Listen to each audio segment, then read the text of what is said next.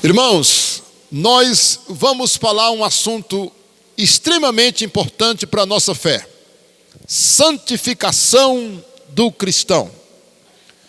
E eu quero estimular vocês a estudar esse assunto, porque é um assunto muito precioso. E hoje eu vou fazer uma explanação de alguns textos bíblicos. Olha que coisa. Hoje o bojo do assunto é pequeno, mas é muito profundo, e nós vamos analisar muitos textos bíblicos. Eu quero dizer para os irmãos que é uma pregação como essa que nós podemos dizer uma pregação expositiva da palavra de Deus, para a gente colocar verdades tão importantes, mesmo seguindo um tema. Nós vamos aqui estar expondo as Escrituras, explicando muitos textos relacionados com esse tema, com essa temática: a santificação do cristão. Deixa eu dizer uma coisa para você. Mande essa mensagem para aquele seu irmão. Essa aqui é uma mensagem para o cristão. Compartilhe essa mensagem com aquele seu irmão, com seu parente, não é? E ao mesmo tempo eu quero convidar você a se inscrever no nosso canal, ok? Vamos dizer o seguinte: a santificação é um assunto de grande relevância para o cristão. Deve ser bem compreendido e ensinado cuidadosamente à igreja. Sabia? Este assunto ele tem uma relevância muito grande para a nossa fé, como eu disse em off. E também ele deve ser muito bem compreendido, porque uma má compreensão desse tema pode prejudicar o seu estilo de vida como cristão. E deve ser muito bem ensinado cuidadosamente à igreja, porque não é um assunto tão simples de entender. Pode ser que para uns seja simples e outros mais complicado de entender. Então, por isso eu quero dizer que é algo que a gente deve fazer com cuidado, com muita sabedoria, didática, para que haja um verdadeiro entendimento desse assunto: a santificação do cristão. Só para nós entendermos o que é, pastor Isaías, a santificação do cristão. A santificação é o processo pelo qual o mundo vai saindo da gente. Quem nasceu aqui no lar cristão? Não quer dizer muita coisa, porque a santificação é para todos. Mas quando nós nos convertemos, irmãos, o mundo está reinando em nós. Tá conseguindo me acompanhar? Nós estamos vindo do mundo, aceitamos Jesus, entramos na igreja para servir a Deus, aceitamos a Jesus como nosso Senhor e Salvador, e aí começa o processo de santificação, ou seja, de pureza, de purificação dessa vida que estava tão cheia de pecado, mente prejudicada, o corpo sujo. Você sabia que a Bíblia fala da santificação do corpo, da alma e do espírito? A Bíblia fala que nós precisamos purificar o corpo, a alma e o espírito, porque esses três no mundo, eles estão contaminados, corrompidos, sujos, imundos. Irmãos, tem pessoas que o corpo dela é imundo, irmãos, porque ela se entrega à depravação imoral. A mente delas é imunda, o espírito delas é imundo. Sabe por quê? Porque elas vivem na prática do pecado e vivem uma vida miserável. E essas pessoas, de repente, por uma obra de Deus, por uma iluminação, pela pregação do Evangelho, elas aceitam Jesus e elas estão agora na igreja. E aí, nós temos que tratar desse assunto, porque no mundo, ontem eu saí com meu filho, nós fizemos uma pequena viagem aqui perto, e aí, meus irmãos, nós vimos algo que a gente não gostaria de ter visto. Cheguei em casa e disse: filha, muitas das vezes são felizes aqueles que não precisam sair de casa.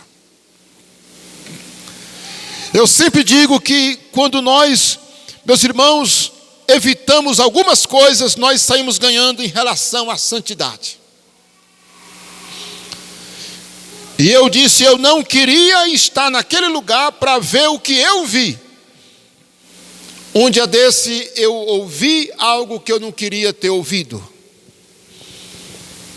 E eu quero dizer para os irmãos que a santificação do cristão é importante ele entender que passa por esse cuidado que nós devemos ter, de não estarmos em qualquer lugar, não irmos a qualquer lugar, e termos muito cuidado com o que nós conversamos, com quem conversamos, o que estamos vendo, e por assim vai.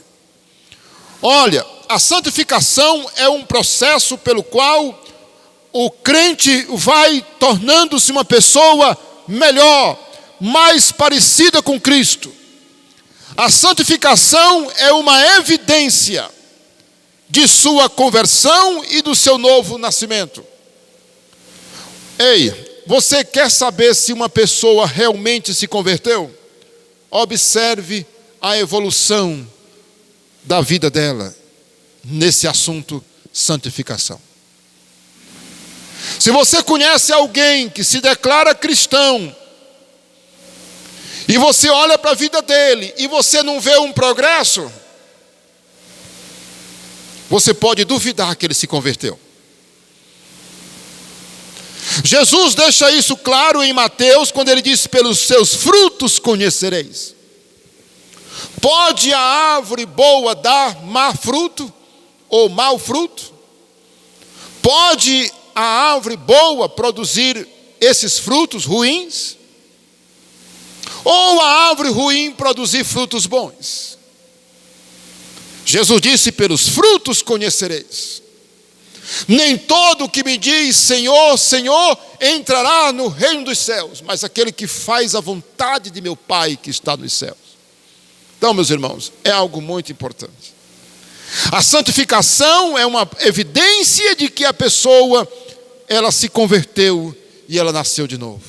Ela vai dizendo: isso não é para mim, isso não é para mim, isso não convém, isso não é legal para mim, isso não combina comigo, eu vou deixar isso aqui.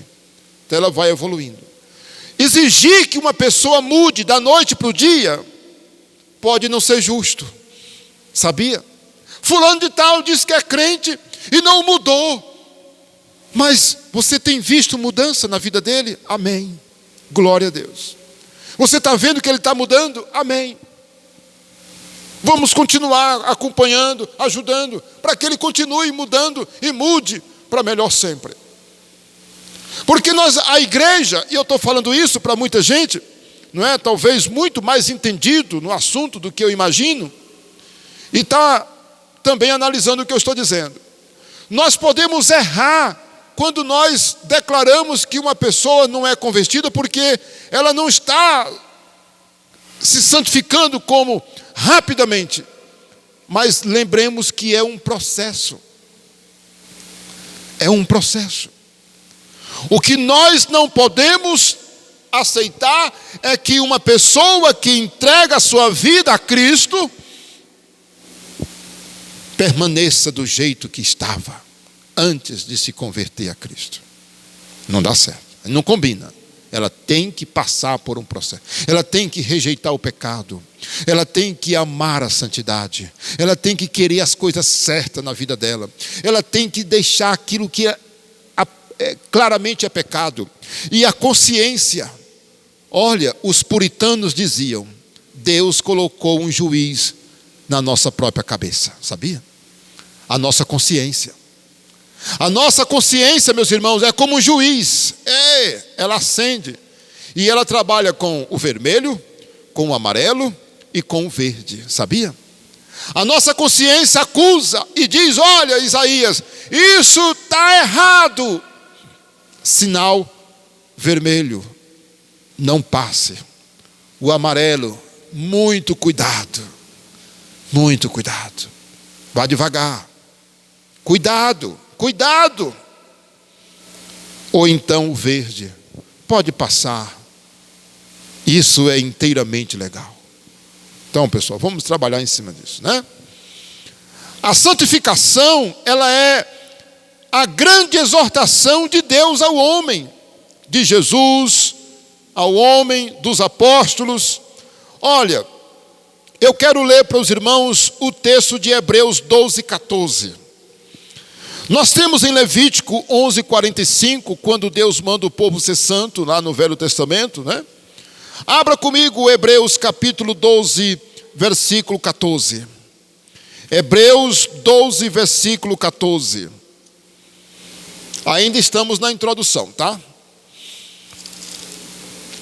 Hebreus capítulo 12, versículo 14. O que é que está escrito, amados? Segui a paz com todos e a santificação, sem a qual ninguém verá o quê? O Senhor. Então a santificação, ela é exigida daqueles que querem morar no céu. Agora vamos ver o que foi que Deus disse para o povo no Velho Testamento, em Levítico 11:45. Quem puder abrir a sua Bíblia, abra e veja o que está escrito aí, ó. Eu sou o Senhor que vos faço subir da terra do Egito, para que eu seja o vosso Deus. Portanto, vós sereis santos, porque eu, o Senhor, sou santo. Pedro vai repetir esse texto nas suas cartas. Quando Pedro vai falar de santidade, o apóstolo Pedro, ele diz: olha, sede santo, porque eu, o Senhor, o vosso Deus, sou santo. Irmãos, Deus, Ele ama o pecador, vem em busca desse pecador, através de Jesus, e Ele quer alcançar o pecador, mas Ele quer a mudança do pecador. Ele quer a mudança do pecador. E a gente deve lembrar disso. Eu posso aceitar Jesus, entregar a minha vida a Jesus, do jeito que eu estou. Eu posso ser uma pessoa, não é, considerada criminosa, de má índole. Eu posso ser uma pessoa rejeitada na família, na sociedade.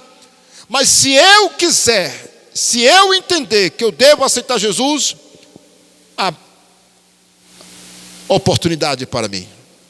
Agora, o que Deus espera que eu faça é mudar de vida. Aí eu quero fazer uma pergunta, tá? Para os irmãos. Como se processa a santificação na vida do cristão? É uma pergunta. Quem é que opera? Como é que ela acontece? E eu quero dizer para os irmãos agora, você que nos assiste também pelo canal, que Deus usa 3 elementos. Deus usa 3, vamos dizer, agentes ou meios pelos quais Ele santifica. E eu quero apresentar para vocês o primeiro. Olha aí, ó. Pode passar. O Espírito Santo. Que coisa linda. Eu disse que eu vou mostrar para vocês os 3 meios, agentes, elementos que Deus usa para nos santificar. Abra bem a sua Bíblia, meus irmãos, em João 16, verso 13.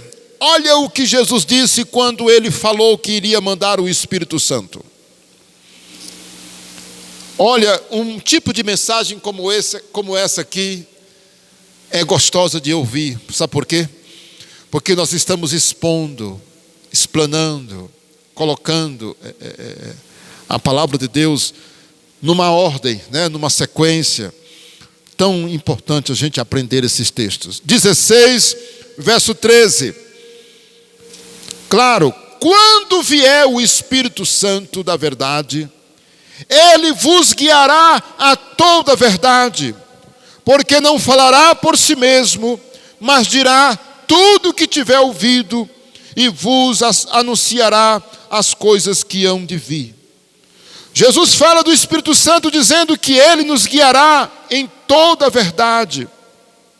Irmãos, a Bíblia deixa claro também que quando nós aceitamos Jesus, nós recebemos o Espírito Santo.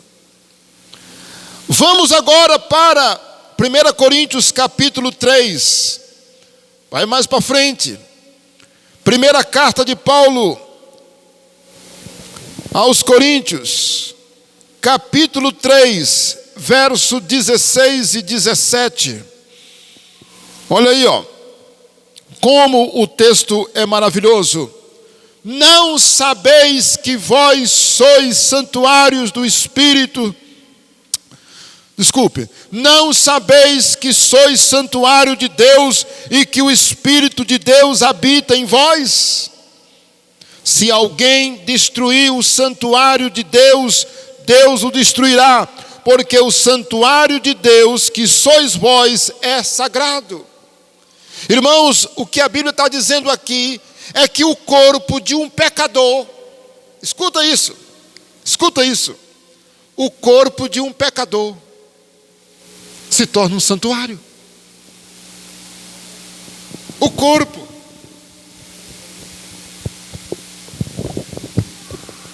de um pecador se torna um santuário. E o texto está sendo bem claro: não sabeis. Ou seja, vocês não estão lembrados. Lembrem-se. Não sabeis que sois santuário de Deus e que o Espírito de Deus habita em vós. Irmãos, a presença do Espírito Santo me faz um homem santo. Entendeu agora o mistério? A presença do Espírito Santo na vida do crente já o faz ser uma pessoa diferente e santa. Acompanhe comigo o raciocínio. A presença do Espírito Santo. Vamos para o capítulo 6. Nós estamos no 3, né? Vamos para o 6 de 1 Coríntios. Capítulo 6, versículo 18. Fica muito claro também. Fugir da impureza, porque qualquer outro pecado que uma pessoa cometer é fora do corpo, mas aquele que pratica a imoralidade peca contra o próprio corpo. Irmãos, Paulo está falando aqui da pureza, não é do corpo da pessoa, envolvendo a parte imoral ou sexual, não é imoral, que muitas vezes as pessoas praticam. E a Bíblia está dizendo aqui que quando o pecado é de natureza imoral, nessa área, a pessoa peca contra o próprio corpo. Verso 19. Acaso não sabeis que o vosso corpo é santuário do Espírito Santo, que está em vós, o qual tendes da parte de Deus, e que não sois de vós mesmos? Irmãos, vocês ouviram o texto? Estão prestando atenção? O texto diz que eu não sou de mim mesmo mais. Você aceitou Jesus? Você aceitou Jesus como Salvador? A Bíblia está dizendo que o seu corpo não é mais seu. Irmãos, eu já dirigi carro dos outros. Irmão, é tão sério a gente dirigir uma moto, um carro do outro, porque você fica com muito cuidado, irmãos. Você quer entregar o bem do outro. Aconteceram isso poucas vezes na minha vida. Eu nunca gostei de pegar nada assim, né? Essas coisas, né? Até objetos, ferramentas, a gente quando pega, olha, se acontecer qualquer coisa eu mando consertar, tá bom? Isso é muito raro. Mas olha, irmãos, você já imaginou por que o crente deve ter cuidado com o corpo dele? Porque a Bíblia está dizendo que não é mais dele, agora pertence ao Espírito Santo. Você já parou para pensar? Aí a gente pode entender a questão do vício. Por que nós devemos cuidar bem da saúde do nosso corpo? Por que eu não vou me lançar aos vícios? Porque eu estou cuidando disso aqui, ó, que agora é propriedade do Espírito Santo. Não sois de vós mesmos. Está aqui, ó. Não sois de vós mesmos. Verso 20: porque fostes comprado por preço, agora, pois, glorificai a Deus no vosso corpo. Então, irmãos, o assunto é santificação. E eu quero mostrar para os irmãos que o primeiro agente é o Espírito Santo. E eu quero dizer para cada um de vocês que quando vocês aceitaram Jesus como Salvador, de verdade, o Espírito Santo veio habitar em vocês. Nunca esqueçam isso. Eu não disse para vocês procurarem entender o assunto?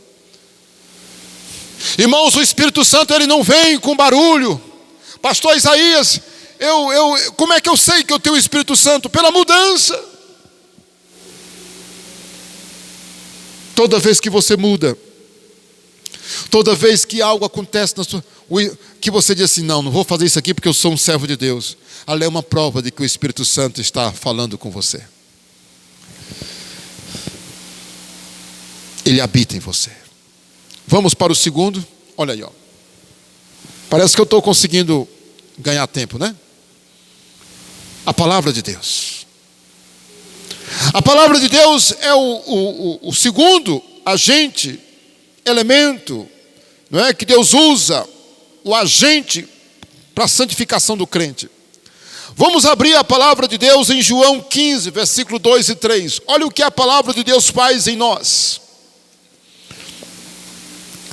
E talvez muitos que estão me ouvindo, me assistindo, melhor dizendo, nunca tinham entendido esse assunto, mas observe para você entender melhor. Olha aí, ó. João 15, versículo 1, 2 e 3. 2 e 3. Todo ramo que estando em mim não der fruto, ele o corta. E todo que dá fruto, ele limpa, para que produza mais fruto ainda. Vós já estáis limpos pela palavra que vos tenho falado. Quem pode dizer amém? Irmãos, a ideia aqui é o seguinte: a palavra nos limpa, ela vai nos limpando. E Jesus fala aí de fruto, ou de frutos. Aquele que está em Cristo e não der fruto, ele corta. Mas aquele que der fruto, ele limpa para que produza mais fruto ainda. Olha, meus irmãos, esse versículo ele é profundo, sabe? Porque tem muita gente aí se achando, porque no passado tomou uma decisão, mas uma decisão que nunca trouxe mudança. Você entendeu agora? Está entendendo? Tem muita gente que se tornou um religioso, mas não se converteu a Jesus. Tem gente que ele é até um bom religioso, um bom frequentador de igreja, mas ele não é convertido, ele não nasceu de novo, ele não se santifica, ele não dá fruto. E Jesus está dizendo que para essas pessoas, tesoura, ele corta, mas aquele que dá fruto, ele limpa, para que produza mais fruto ainda. E o texto também está dizendo que nós já estamos limpos pela palavra. Olha, irmãos, esse livro, ele serve para nos limpar. Esse livro serve para limpar nossa mente, nossa vida. Vamos prosseguir, porque tem muita coisa. Olha o que D.L. Moody falava. D.L. Moody foi um dos grandes pregadores norte-americanos.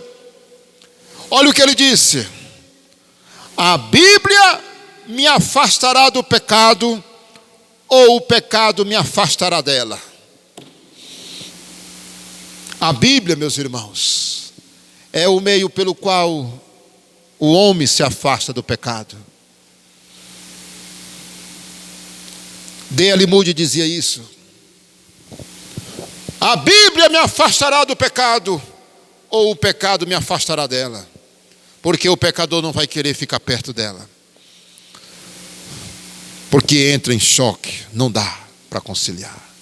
Esse livro nos livra do pecado, ou o pecado nos livra dele,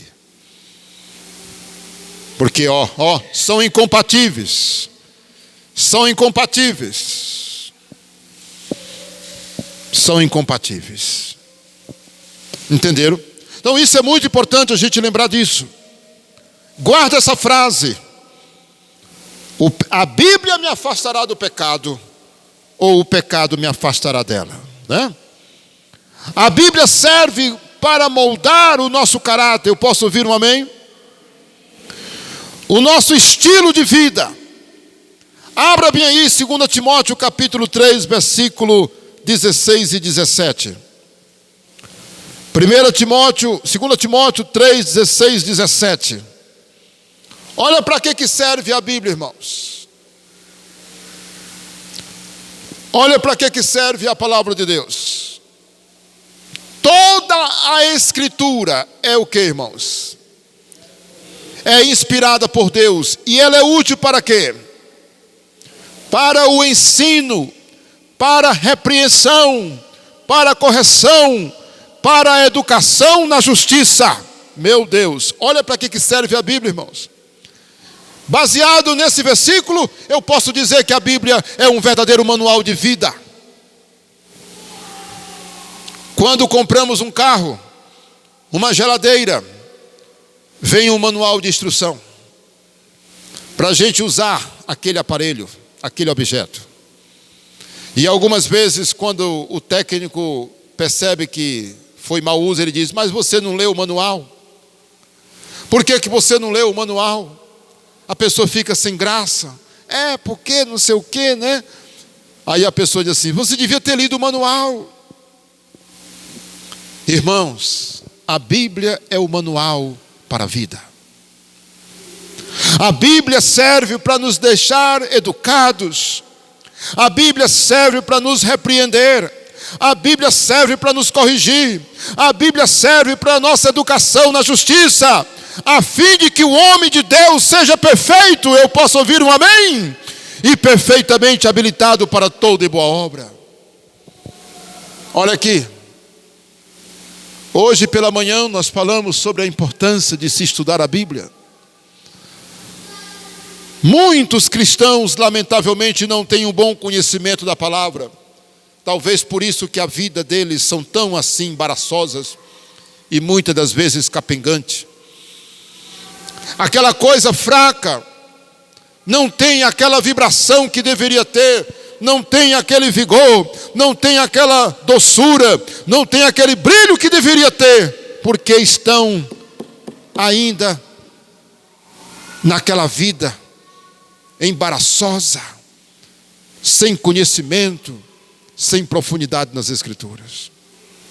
Desafio você a crescer no conhecimento da palavra de Deus. Tem um texto que eu gosto muito, Colossenses 1, 28. A Bíblia prega, ensina, a igreja prega, ensina e discipula usando a palavra de Deus. A finalidade da palavra de Deus é fazer com que nós sejamos perfeitos diante de Deus. Abra bem aí a sua Bíblia em Colossenses 1, 28. Colossenses 1, 28. Glória a Deus. Nos ajude aí com essa criança. Daqui eu não consigo perceber quem é. Colossenses 1, 22, 1, 28. Tem algum irmão aí que possa nos ajudar? Colossenses 1, 28. O qual nós anunciamos. Olha que coisa linda, irmãos. o qual nós anunciamos, advertindo a todo homem e ensinando, olha que coisa, a todo homem toda a sabedoria, a fim de que apresentemos todo homem perfeito em Cristo. Dá uma olhadinha de novo para o versículo. Marque ele aí. Você pode marcar? Marque esse versículo de ouro aí na sua Bíblia. Bora ler novamente. O qual nós anunciamos, advertindo a todo homem, ensinando, anunciamos, advertimos, ensinamos a todo homem em toda a sabedoria, a fim de que apresentemos todo homem perfeito em Cristo. Alguém pode dizer, pastor, nós somos falhos, e a gente sempre deixa claro que nós somos falhos, mas olha o que a Bíblia está dizendo. O que Deus está esperando de você? Que você seja perfeito. Eu poderia usar aqui aquele texto de Efésios capítulo 5, que diz que Jesus quer nos apresentar como noiva perfeita, sem mácula, sem ruga, a noiva de Cristo. Está lá. Efésios capítulo 5.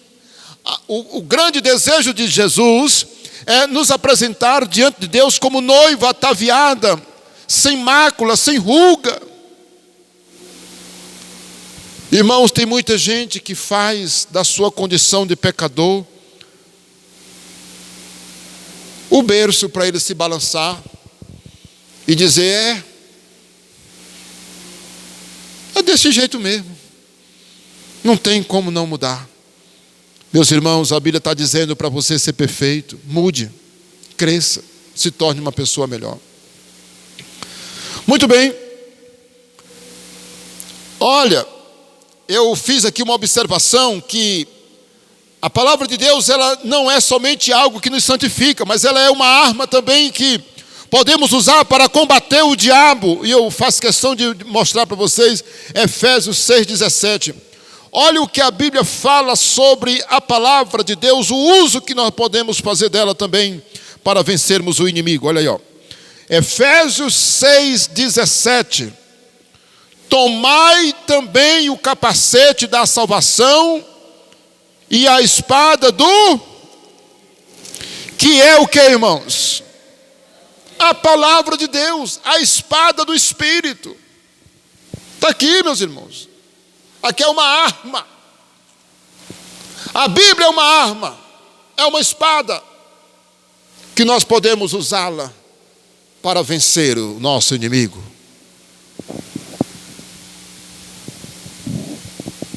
Ela nos santifica e ao mesmo tempo é uma arma de defesa, de ataque. A espada, meus irmãos, ela serve tanto para defesa como para atacar. Nunca esqueça disso. Já pensou uma coisa tão poderosa você desprezar? Não ler direito, não aprender. Tem mais, temos que... Ela é espada quando eu uso. Pela manhã nós falamos da importância de você estar preparado para combater as heresias. Quando é que ela é uma espada? Vamos dizer que amanhã de manhã você sai de casa e lá no seu trabalho alguém lança uma crítica sobre a tua fé. E aquilo ali abala você. Como é que você tem que fazer? Não é assim não, meu amigo. Eu vou te mostrar o que a palavra de Deus fala. Olha aí, ó. Aí você está usando uma arma. Ela é espada. O diabo arma uma arapuca para você, uma tentação, e você está vendo, você está sendo tentado. Aquela voz na tua mente, e você diz assim, peraí, eu vou já usar a espada do Espírito Santo. Aí você puxa ela aqui, ó. Mas você não puxa ela da bainha. Você não está puxando uma arma de metal. Você não está puxando uma espada de ferro ou de bronze. você está puxando algo que está dentro do seu coração, na sua mente. Você diz assim: ó, a palavra de Deus está escrita assim, tá. E você se defende, meus irmãos. Você vai se defender da heresia.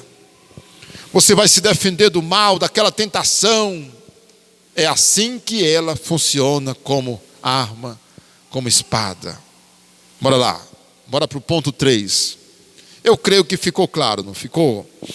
Muito bem, olha aí, eu não disse que era pequena, mas ao mesmo tempo cheia de grande, muita profundidade. Olha aí, eu gosto demais disso aqui, porque apesar da gente falar muito do sangue de Cristo no dia da ceia, ou numa eventual pregação que a gente menciona o sangue de Cristo, a gente não fala do sangue como arma. Não fala do sangue como esse meio de santificação. E eu quero abordar, com muita frequência. Nós sabemos que o sangue de Cristo, ele nos purifica. A mensagem da ceia, O sangue que ele derramou por nós na cruz do Calvário. Vamos abordar, olha a obra do sangue de Cristo. 1 João capítulo 1, 1 João fica no final da Bíblia, lá, já no final. 1 João capítulo 1, versículo 7 diz o quê? Se porém andarmos na luz como ele na luz está, mantemos comunhão uns com os outros. E o sangue de Jesus Cristo, seu Filho, faz o quê? Faz o quê? Nos purifica de todo o pecado.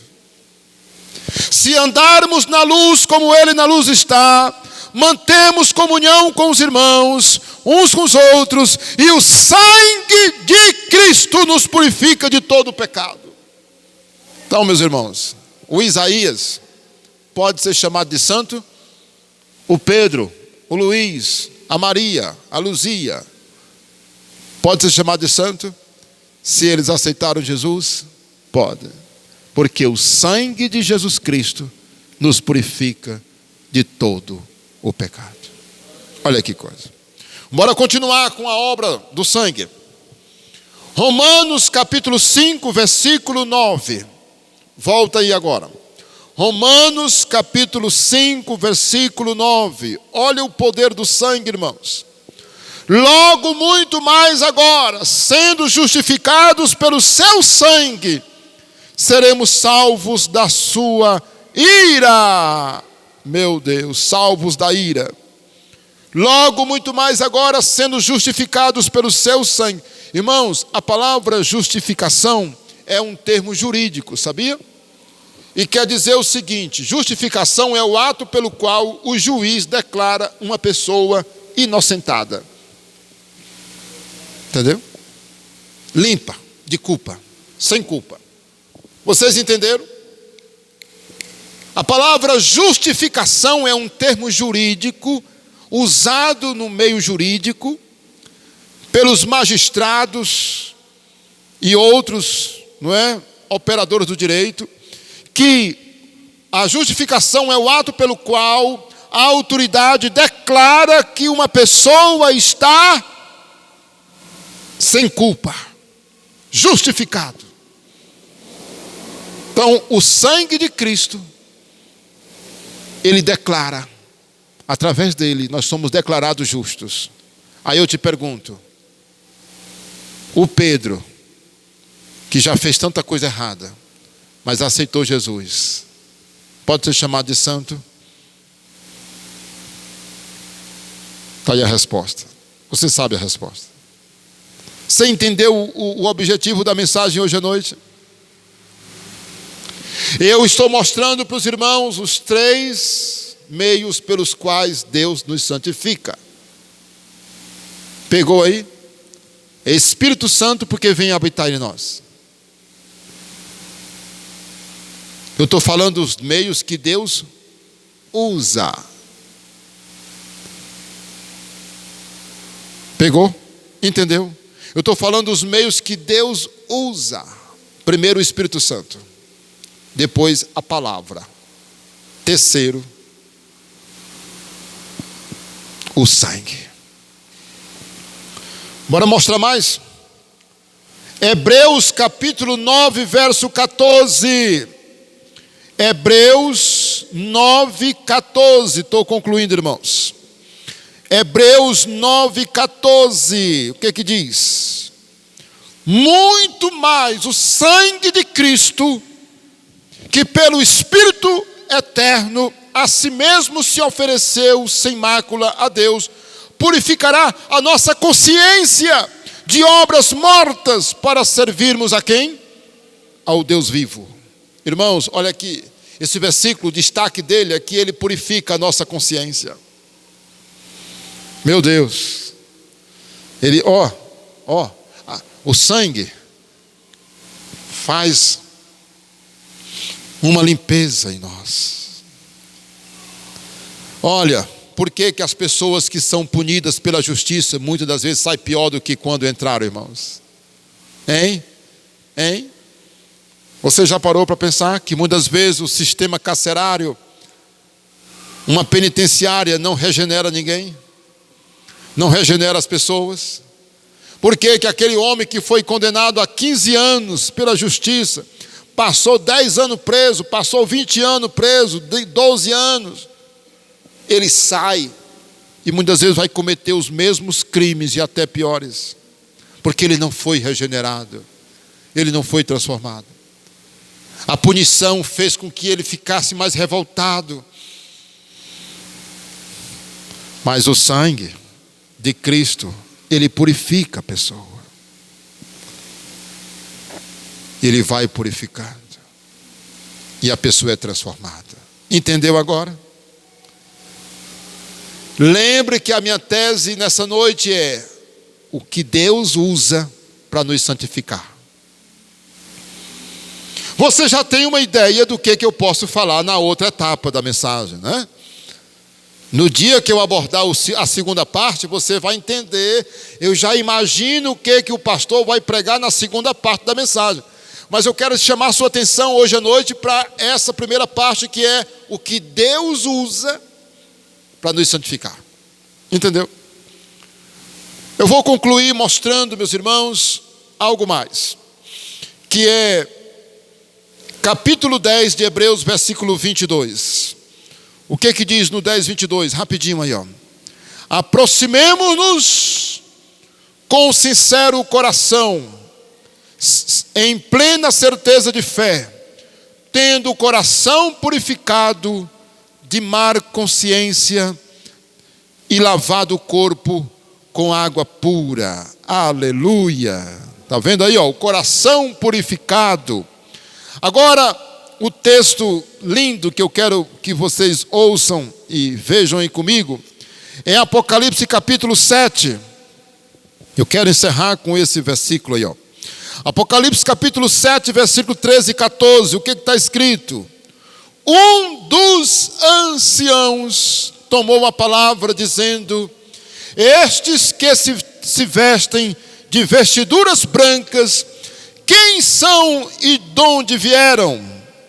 Respondi-lhe: meu Senhor, tu o sabes. Ele então me disse: olha aí, meus irmãos, estes são estes os que vêm da grande tribulação e lavaram as suas vestes, ou as suas vestiduras, e as alvejaram no sangue do Cordeiro. Quem pode dizer amém? Irmãos, a visão aqui da Bíblia é o seguinte, ó. A visão dos glorificados. Que coisa linda, né? Está aqui, a partir do verso 9. E aí, meus irmãos, lá essa visão que João tem dos glorificados diante do trono, diante de Deus. O anjo pergunta: quem são eles? Tu sabes? Ele disse: eu não sei, mas tu sabes. Aí o anjo diz: são estes que vieram da grande tribulação, e eles foram purificados pelo sangue, por isso que eles estão com vestes brancas. Irmãos, você entende aqui o significado de vestes brancas? De vestiduras brancas? E eles estão diante do Senhor. Está aqui, ó. Que coisa linda. Lavaram as suas vestiduras e as alvejaram no sangue do Cordeiro. Sabe como é que nós vamos estar diante de Deus? Na eternidade? Vestidos de branco, porque representa a pureza e a santificação. Olha aí a nossa conclusão. Sim, um detalhe. Volta bem aí. Pode voltar. Com relação ao sangue de Cristo, ele também é uma arma, viu? É um detalhe que eu coloquei aqui. Lá em Apocalipse capítulo 12, versículo 11, diz que alguns venceram pelo sangue do Cordeiro. Então, o sangue também é uma arma contra Satanás. Tá bom? Vamos agora para a conclusão definitiva. Olha aí, ó. Memorize essa frase. Memorize. Eu, como seu pastor, como pregador, eu ficaria muito feliz se você memorizasse essa frase. Posso confiar que você vai memorizar? Ó. Quem falou essa frase foi John Wesley, filho de Susana Wesley. Lembra? A conversão tira o cristão do mundo. A conversão tira o cristão do mundo, mas a santificação tira o mundo do cristão. Porque são duas coisas distintas. E eu queria lhe perguntar amanhã, daqui um mês, irmão, o que a conversão faz? Aí você diz, a conversão tira o cristão do mundo. Mas, e a santificação? Aí você diz, e ela tira o mundo da vida do cristão. Que Deus nos abençoe. Amém. Compartilhe, se inscreva no canal em nome de Jesus. Um abraço.